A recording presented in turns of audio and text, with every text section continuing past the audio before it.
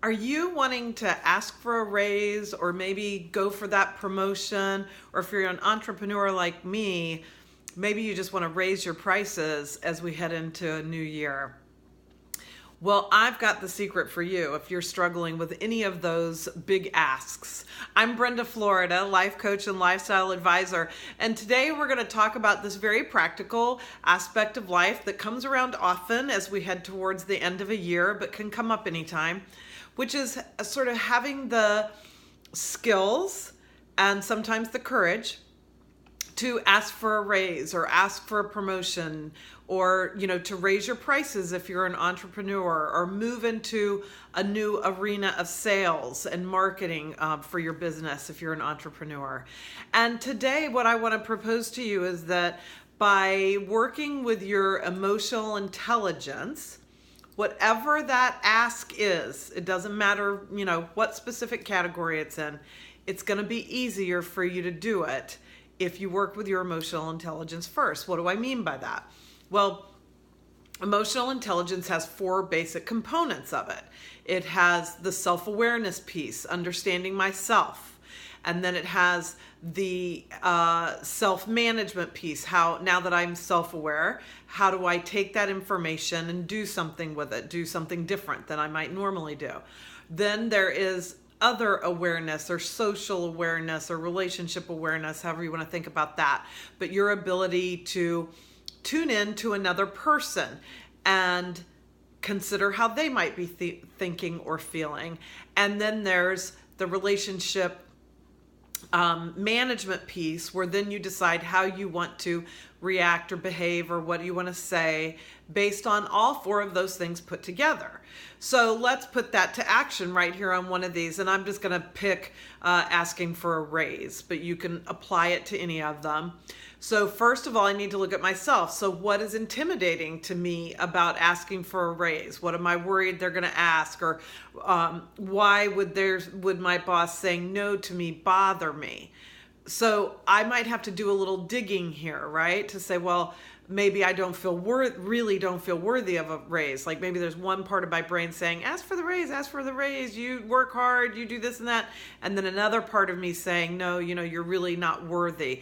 Don't be a bother. Maybe you should wait till later. All those kinds of inner dialogues. That inner critic is often because we don't feel worthy of something.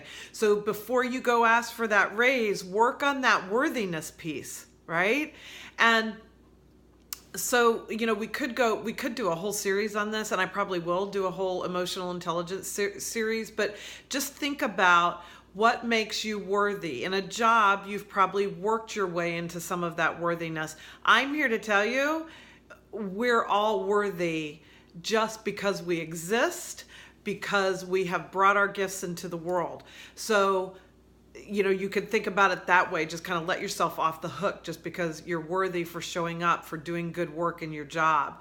So whatever it is, see what's pushing your buttons and see if you can improve on those, which will improve on the way you respond then. So then put yourself in your boss's role and apply some empathy here. If you want a great little video on empathy, there's one by Brene Brown that she does. You can Google it, or I'll put the link in the blog post to that. I love that. But basically, empathy is about being able to take the perspective of another person without any sort of blame or judgment.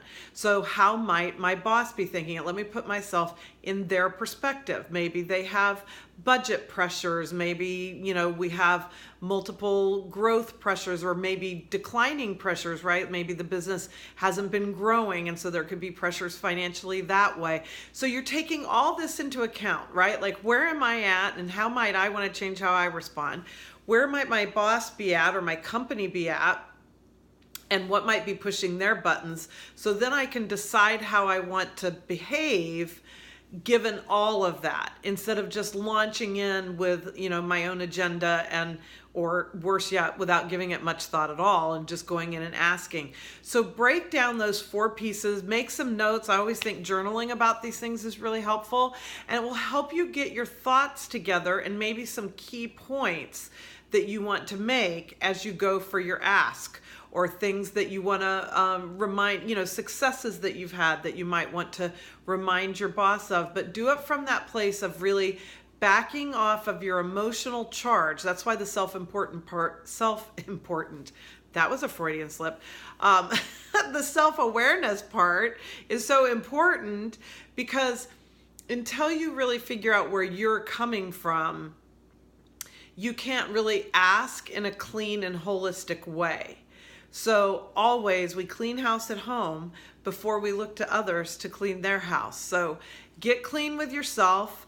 Where are your buttons being pushed? What intimidates you about it? What makes you nervous about it? Whatever that is, and how you'd want to behave based on that. And then think about the person you're going to talk to and what might be going on for them, and then feed that back into your own thoughts and say, okay, I'm going to approach it this way.